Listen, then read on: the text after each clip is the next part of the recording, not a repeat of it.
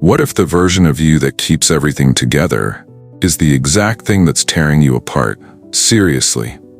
The calm, the control, the "I've got this" energy. What if that's not strength? What if that's defense? And what's under it? That flicker of rage, that voice that says, "This isn't who I am," that pressure in your chest when you try to stay composed for too long. You think that part of you is a problem. But what if it's the only part that's still honest? Most people spend their entire lives performing, smiling through discomfort, nodding through disrespect, living as the version of themselves that causes the least trouble. Not because they're fake, because it's safe. You were trained to be liked, to not be too much, to shrink the parts of you that made people uncomfortable, even if those parts were the most alive. You didn't delete them, you buried them. But buried doesn't mean gone. It means underground. It means growing in the dark, without light, without context, without control. That's where the real damage starts. Carl Jung didn't try to make you feel better about that. He didn't give you affirmations. He gave you confrontation. He said, until you make the unconscious conscious, it will direct your life, and you'll call it fate. In other words, everything you've stuffed down, ignored, suppressed, denied, it runs you. Not in loud ways, in subtle ones. The tension in your jaw when someone crosses a line, the shutdown after a fight, the guilt for wanting more, the shame when you finally speak up. You call it overreacting, but it's not. It's your shadow. It's the part of you that still remembers what you actually felt before you talked yourself out of it. And here's what nobody says out loud. That part of you, the one you keep trying to fix, it refuses to die. Because it's not broken. It's yours. It's the part that knew something was wrong. The part that fought back before you were taught to stay quiet. The part that still knows what you really want, beneath the approval, the performance, the mask. You think you're evolving by keeping it locked away. You're not. You're splitting into the self you show the world and the self you don't talk about. And the longer you ignore that split, the louder the buried parts get. Until one day they show up, not as thoughts, but as actions, reactions, outbursts, breakdowns, and you wonder where it came from. Jung didn't wonder, he knew. So let's stop pretending. You're not fine, you're fragmented, and it's time to meet the parts of you that refuse to die. You weren't born calm, you were trained to be. From a young age, you were told what good looks like. Quiet, easy, polite. Don't raise your voice, don't talk back, don't overreact. Keep it together, even when something's clearly wrong. So you learned how to bury it. The tension, the resistance, the fight. You didn't stop feeling it, you just stopped showing it. And that's how the split starts. Because there's still a part of you that feels the violation. Still a part that wants to slam the brakes. Still a part that wants to yell, "No, that's not okay." But instead, you play it cool. You smile. You let it slide. You keep the peace, even when it costs you. That's not strength. That's silence. That's survival. And that's exactly where the anger lives. Not in the outbursts, not in the yelling, in the quiet, in the tight chest, in the faked "it's fine." Carl Jung saw this for what it is. Not weakness, not bad behavior, but a shadow. Anger doesn't just flare up randomly. It's a signal. It shows up when something's been crossed, a line, a boundary, a need. Anger is the part of you that still gives a damn, still says, "This matters, this isn't okay, I need to protect myself." You've been taught to kill that part, to act like the better person, to rise above, to take the hit with a smile. But the part of you that gets angry, it's not broken, it's honest. It's the alarm that goes off when your nervous system feels unsafe, when your values are being stepped on, when someone's lying to you, using you, dismissing you. And the truth is, your anger's probably older than you realize. It didn't start last week or last year. It started when you were small, when something hurt and you weren't allowed to say it, when someone crossed a line and you got punished for pushing back, when your no was ignored, when your silence was rewarded. So that part of you learned to stay quiet, to wait, to tighten up instead of lash out. But it didn't die. It just turned inward. That's why you snap over small things. That's why you stew in silence for days. That's why you feel exhausted after saying nothing at all.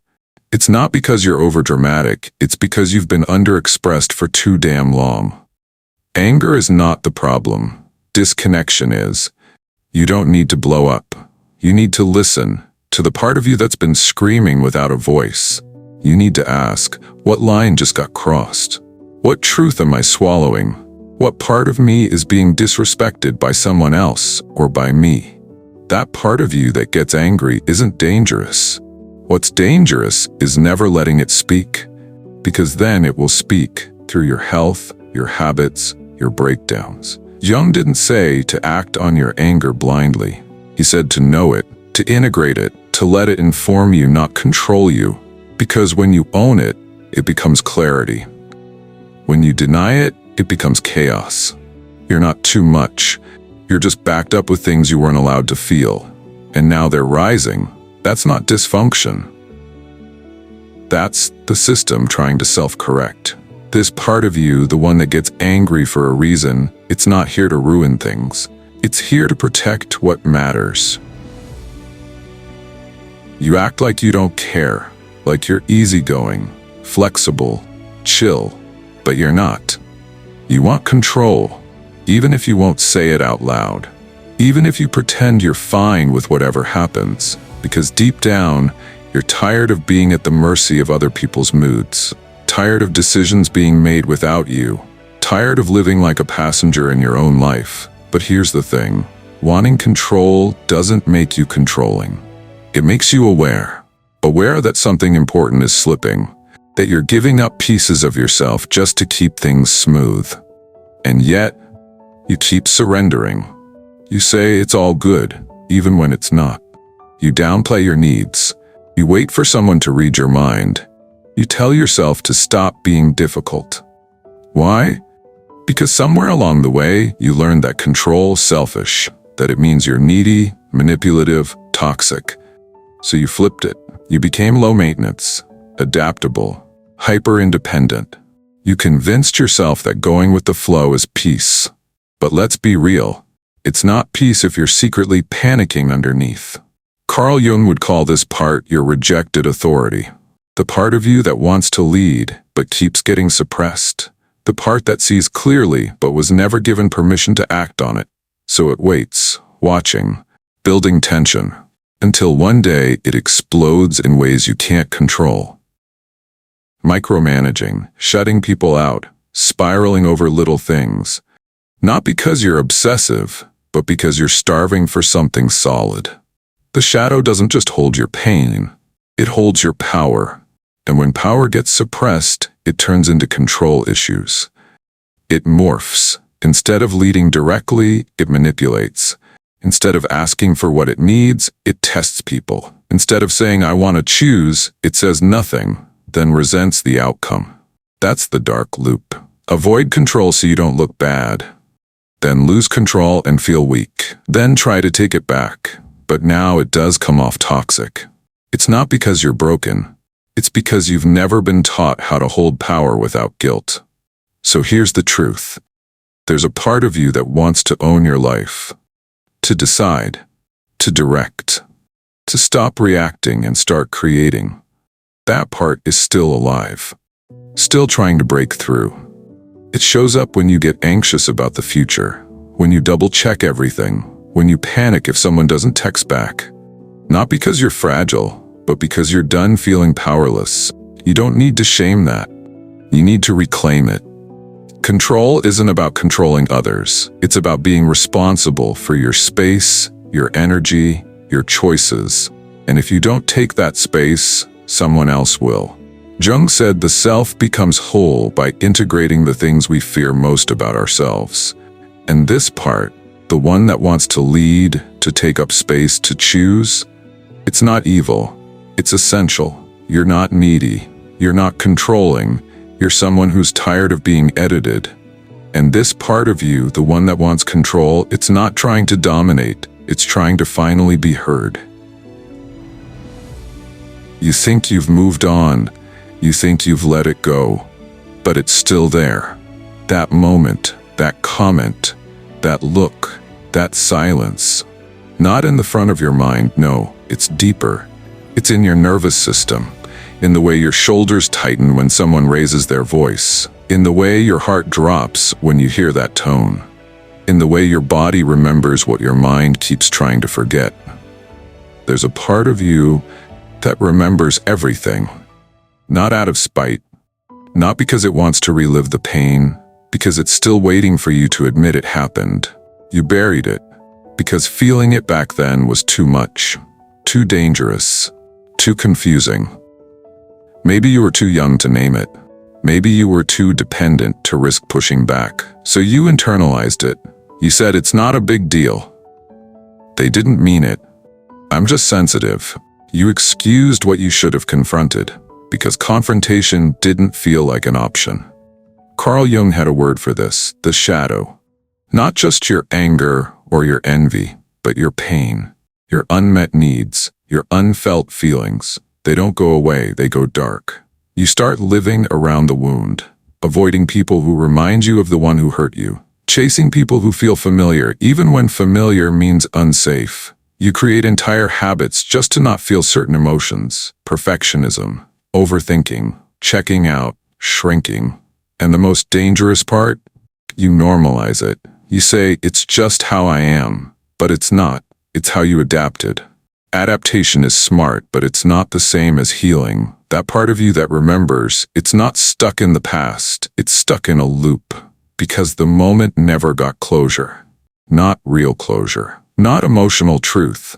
Just a cover-up. And every time something echoes that old feeling, a tone of voice, a sudden rejection, a perceived abandonment, your system goes right back there.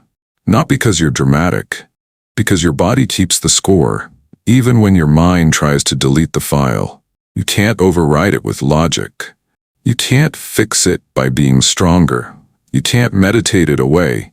You have to feel it, not wallow in it, not become it. Just stop pretending it didn't happen. That's what Jung meant by shadow work. It's not just facing the dark inside you. It's facing the truth you weren't allowed to process. There's a part of you that's still standing in that moment.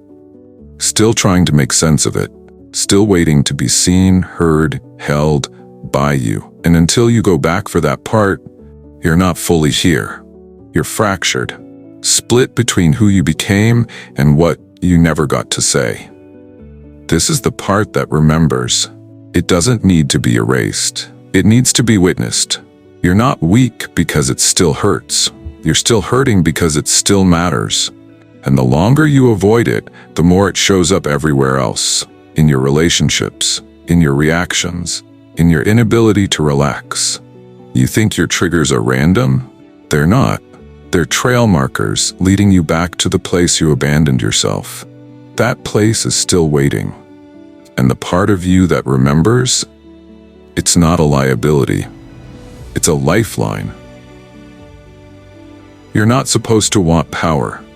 You're supposed to be humble, grateful, well-behaved. You're told things like, don't be selfish, don't get a big head, stay grounded. You're taught that ambition is dangerous, that pride is toxic, that wanting more makes you ungrateful. So you water yourself down. You downplay your wins. You apologize for taking up space. And that's how the split happens. Because underneath that, there's a part of you that's still hungry, still sharp. Still alive, the part that doesn't want to settle, that wants to speak loud, move fast, and stop asking for permission. The part of you that wants to stop explaining and start leading. But you've buried it, called it ego, called it arrogance, made it something shameful.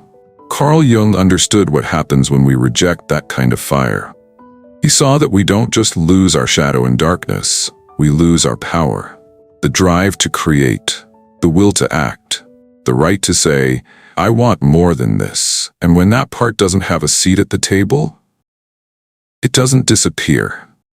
It just changes shape. It becomes resentment. It becomes passive aggression. It becomes burnout, apathy, self-doubt. You start saying things like, I'm fine with where I'm at. I don't really care about success. I don't need attention. But deep down, you're lying. You do want to be seen. You do want to have impact. You do want to feel powerful again in your choices, your voice, your space.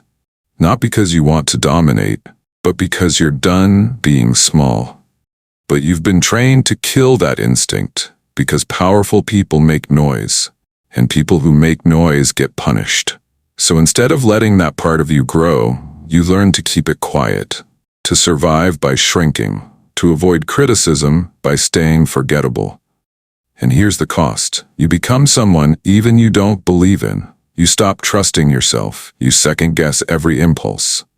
You hesitate instead of act. You calculate instead of speak. All because you're afraid that wanting power makes you bad. It doesn't.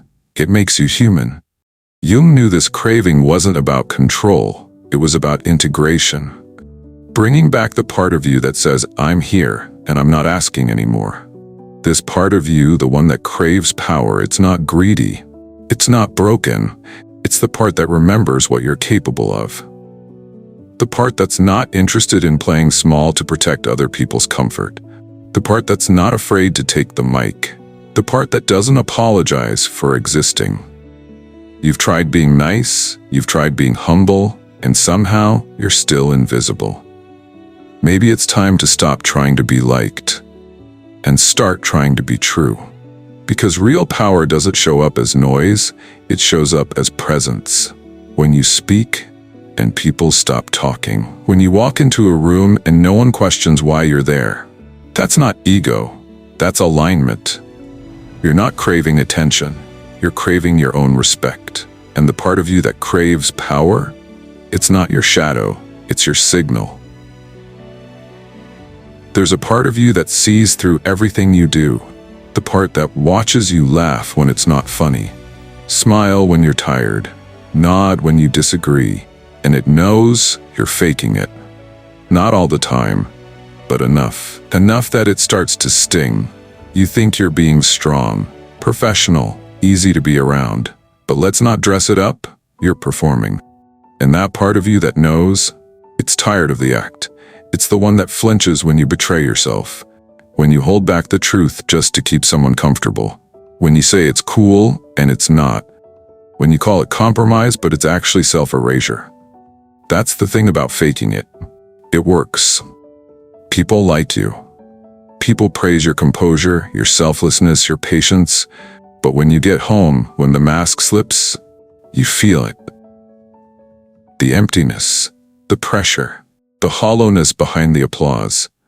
Carl Jung saw this coming. He called it the persona, the social mask we build to function. It's useful, but it's not you. And the longer you live as the mask, the more you lose touch with the one wearing it. There's a cost to being likable. There's a cost to always being fine, and the cost is usually you. That part of you that knows you're faking it, it doesn't care about approval, it wants authenticity. It wants you to stop filtering every thought, to stop scanning every room to make sure you're coming off the right way, to stop performing what you think people want from you. Because behind all of that calculation is someone real, someone direct, someone who's done shrinking for strangers. But you keep holding that person back. Why? Because you think if you show up raw, you'll be too much. You'll be judged, rejected, abandoned. Maybe you learned that early. That being honest got you punished. That speaking up got you ignored. That the real you wasn't safe to show. So you adapted. You became agreeable, predictable, soft-edged, and now you're stuck. You're good at playing the part, but you don't believe a word of it anymore. This is where resentment grows. Not loud resentment, quiet. It creeps in during conversations. It hums beneath fake laughs and shallow praise. It eats away at the gap between who you are and who you've learned to be. Jung knew this tension. He said if you over-identify with the persona, you lose the self. You become hollow. Safe, but disconnected. You want clarity? Let this part speak. The one that knows when you're selling out. The one that calls bullshit in your head while your mouth says totally. the one that's screaming for something real. It doesn't want chaos, it wants congruence. It wants your outside to finally match your inside. You don't have to be rude, you don't have to burn bridges, but you do have to stop betraying yourself in slow, invisible ways. Because you can only fake it for so long before you forget who you were before the act. And the part of you that knows you're faking it, that's not weakness. That's your signal to come back. You've said this before. How did I end up here again? Different job, same feeling. Different relationship, same ending. Different situation, same silence. Same shame, same self-blame. There's a part of you that sees the pattern. It notices how you keep attracting the same kind of people, how you keep shrinking in the same ways, how every time you try to start fresh, something familiar drags you back under. And the worst part? You can't unsee it. You're not blind to your behavior. You're split from it, watching it happen from the inside, like you're trapped in your own loop. Carl Jung had a name for that: unconscious repetition. He said, until you make the unconscious conscious, it will direct your life, and you will call it fate. It's not fate, it's programming. Old pain, old stories, unresolved wounds playing out through adult choices. You're not addicted to the chaos. You're just familiar with it. That's what people don't get. Familiar doesn't mean safe. It just means known, predictable. You know how to survive it, even if it hurts, so you stay in the loop. You stay in the relationship that makes you question your worth. You stay in the job that drains you but pays just enough. You stay in friendships that never feel mutual, because breaking the cycle means facing what started it. And that takes more than insight. It takes confrontation. This part of you, the one that sees the pattern, it's not confused. It's just exhausted. Tired of watching you give second chances to people who don't change. Tired of watching you minimize yourself to avoid conflict. Tired of being aware, but not free. And here's the trap. You think insight is progress. You think naming the pattern is enough to break it. It's not. Knowing isn't the hard part. Interrupting is, because interrupting the pattern means doing the thing you were never taught. Saying no without guilt. Walking away before it gets worse. Choosing different, even when it feels uncomfortable. That's what healing actually looks like. Not soothing the pain, but refusing to repeat it. But let's be real. It's hard. Because part of you still hopes this time will be different. That maybe if you just show up better, love harder, work smarter, the pattern will break itself. It won't. You don't break patterns by being better. You break them by being honest. Honest about what you're tolerating. Honest about how low the bar is. Honest about how long you've known this isn't it. Jung didn't say self-awareness was the goal. He said it was the first step. You see the pattern, that's good. Now what? You either keep calling it bad luck, or you call it what it is, a choice. That's what this part of you is here for. To name what's happening. To call it out before it becomes your identity. To say, this isn't who I am, it's just what I've been repeating. That's the power. Not avoiding pain, but refusing to keep playing the same role in the same script. This part of you doesn't want another breakdown. It wants a breakthrough. There's a part of you that never agreed to this. Not to the routine, not to the rules, not to the masks you wear to keep the peace. This part didn't come here to behave. It didn't come here to please. It didn't come here to be digested by other people's expectations. You've tried to kill it, tried to reason with it, tame it, fix it. You've called it wild, called it broken, called it dangerous. But it's not broken. It's awake. It's the part of you that resists control. Not because it wants chaos, but because it knows when something isn't real. It knows when you're lying, knows when you're settling, knows when you're censoring your instincts just to be palatable. And it refuses. Carl Jung would have called this your individuation drive. The part of the psyche that pushes back against everything false, everything forced, everything imposed. This part of you doesn't want to be healed. It wants to be heard. But that makes people uncomfortable, because this part doesn't speak in affirmations. It doesn't smile politely. It doesn't care what your resume says or how many followers you have. It wants truth. It wants freedom. And it wants it now. So you've tried to shut it down. You called it impulsive, called it irrational, you medicated it, moralized it, told it to calm down because it scared you. Not because it was violent, but because it was honest. This is the part that walks away without permission, the part that doesn't wait to be picked, the part that cuts ties when the energy's off, even if the logic says, stay. And that kind of clarity terrifies people. You weren't supposed to have this kind of self. You were supposed to be loyal, predictable, manageable. So when this part started rising, the world called it rebellion. Too intense, too defiant, too hard to love. And maybe you believed them. Maybe you internalized it. Maybe you told this part to sit in the back while your polite self drove the car. But it never stopped watching, never stopped waiting. And now, it's done being quiet. This is the part that refuses to be owned by culture, by guilt, by fear. It's not asking for permission anymore. It's reclaiming space. And yes, it's raw. Yes, it's intense. Because if it wasn't, you'd still be ignoring it. This is the version of you that remembers who you were before you started apologizing for your existence. Before you learned to make yourself small. Before you figured out it was safer to be what people wanted than to be what you are. It doesn't want to fit in. It wants to break out. You think you're scared of being too much? You're actually terrified of what happens if you stop pretending. Carl Jung said we don't become enlightened by imagining light, we become whole by making the darkness conscious. This part is that darkness. Not evil, not bad, just unseen, unowned, untouched by shame or strategy. And now it's knocking. It shows up when you feel numb in a crowded room. When your life looks good on paper but feels dead in your chest. When you wake up and think, I can't do this script anymore. That's not depression. That's revolt. That's your truth, banging on the walls of the cage you built to be accepted. This isn't the part of you that needs therapy.